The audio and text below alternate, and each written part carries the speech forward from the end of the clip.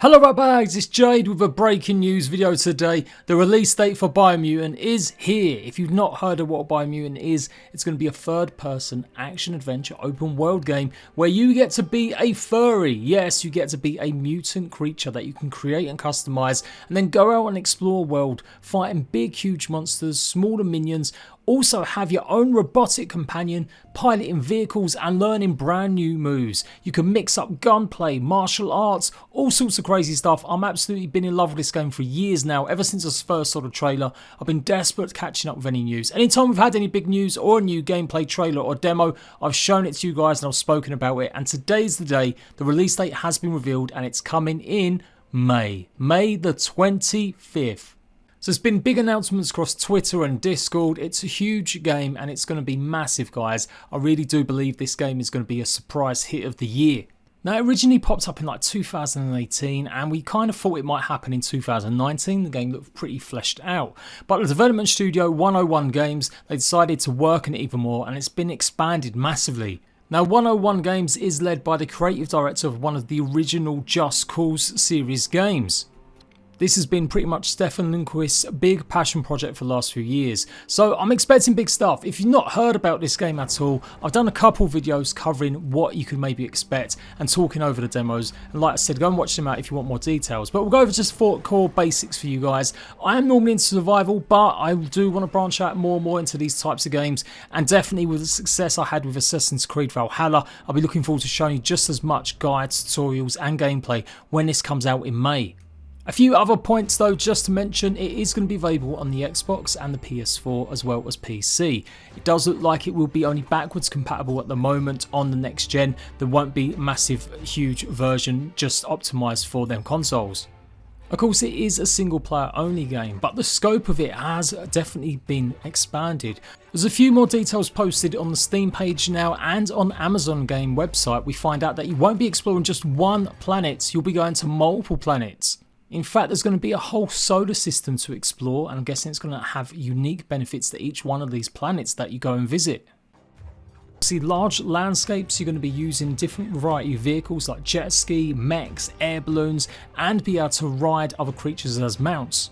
The story is that the Tree of Life is in trouble. There seems to be these big huge creatures that are attacking the Tree of Life or draining its life force, and you're going to have to go and take care of them. There are huge bosses, think Monster Hunter times 10, and you get the idea of what you might face in the game, as well as smaller minions and mini bosses. There are various different clans and factions, and you'll come across these that will also be vegetarian, or some are going to be carnivorous, and they will try and hunt you down.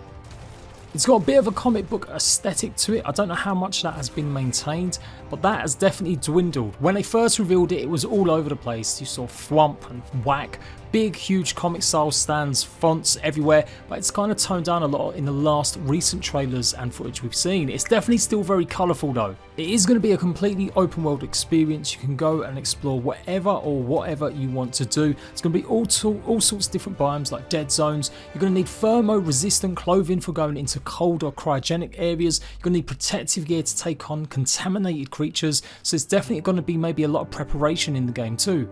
You're even able to craft and make your own sidekick NPC companion, an automaton, pretty much a robot that you can make, and it will help you defeat some of these creatures. It'd be really cool if someday in the future they could make it co-op at least, but it does look like you at least will have a friendly person. Also going to have a narrator, a storyteller is going to guide you through the game, talking over your adventures, and here you can see quite a few of the mini bosses that you're going to be facing off against. It looks frenetic, the action looks good, it's always looked pretty amazing. It's based on real sort of martial arts. The lead creative director is a big martial arts fan.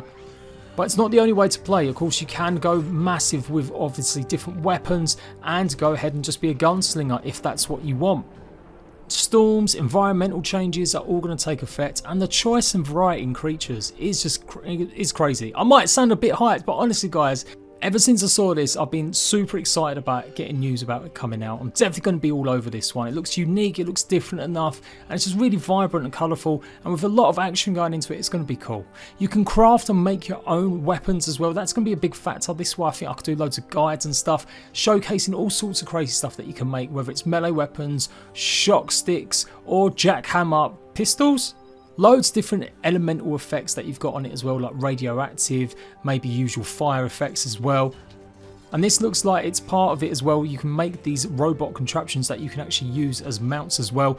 Bubbles, just rolling around, taking care of enemies. As I said, it's a very comical take, but it's got serious depth to it by the looks of things. Lots of combat, lots of parkouring as you might expect. We saw already that you're going to be clearing out outposts. That's probably going to be a main feature of the game, but it does just look really cool. The freedom for it just looks like a really ramped up, souped up Breath of the Wild. There will be NPCs that you'll come across and faction leaders that you will have to decide whether or not you're going to do missions for, and they'll also be able to give you help in getting legendary items or components to pretty much make your own special gear.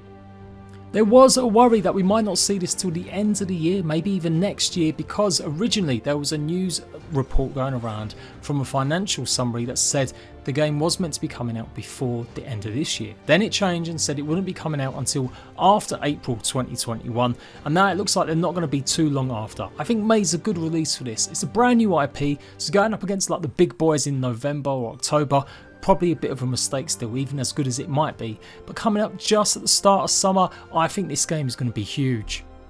If the details there with the level of challenge, with the way that you can make your own weapons, I think that will add a lot more depth to these types of games. But ultimately, what you're meant to be doing is taking on these big, huge creatures, and these aren't even the biggest ones, these are still like mid-tier. The locations in this look stunning, and the way that you can get about with the verticality and just the traversal looks pretty cool as well. So yeah, I'm going to be all over this. Different types of enemies are going to present different challenges. You may need to go back, as I said, get the right type of gear and then come back and face them in the right way. But it's all about stopping these big, huge creatures that are pretty much destroying the tree of life. It looks like there's going to be 3 or 4 major ones. I'll have to dig around for my notes and take a look at some of my older videos already done, as I maybe get a big 10 things you need to know about the game video up and running. But yeah, definitely going to be all over this. I really like the idea of the customization at the beginning as well, the creation of your character. It's got the usual typical strength, vitality, charisma, intellect, agility and luck, but this will change and shape how your character actually looks. So if you want him to be a bit more strong, he's going to look stronger, he's going to look bigger or heavier or thick set. If he's more brainy, he may have a bigger head.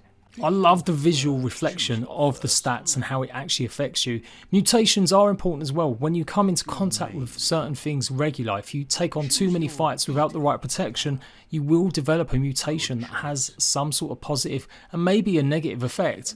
Now these aren't just like stat definition boosts or reductions like you might find in a Fallout game. It does look like these are actual meaningful, impactful things that you can see on your character too. So if you spend too much time in an irradiated zone, you may develop irradiated arms that will give you more toxic damage. I've got to say, I was never a big fan of the Just Cause series, but definitely this is definitely up my street. I can't wait to get trying it out. Obviously, like I said, the combat is based on wushu, and you will be able to pick up new abilities from trainers that you meet and find in the world. The sheer amount of enemies and mobs that you're facing here is really cool. It looks pretty complex, and I think it would be really interesting if they ramp up the difficulty, if you can choose to have it like that, how good it could be. Weaving and ducking, using your gunfire, using your melee weapons and your special abilities and your mutations to take out a variety of different creatures. Now I'm not one to really focus too much on collector's editions and stuff like that, but I've got to say I quite like the look of this one. I don't really buy them because generally they're pieces of tat. But some statues in that look pretty cool, and this one looks good. I like the idea of having the cloth art on it as well, and the mouse pad looks pretty decent. So you can go and order this now on Amazon. It's like the Atomic Collection. I'm sure you can order it from other places as well. Don't worry, this isn't an advert. You buy it whatever you want to buy. But yeah, I definitely am going to be getting hold of this on the 25th of May. So there we go, crazy stuff to go through. Expect more regular videos from me now, covering it all the way up until release. I'm going to be all over this so I can fight the Jumbo Puff. Have I told you guys I'm going to be all over this? I think I have. My name is JPG, I do survival, open world, indie games, you name it. If I like it, I'll cover it with news, info, guides, tutorial and gameplay. Until next time, ratbags, I will catch you later.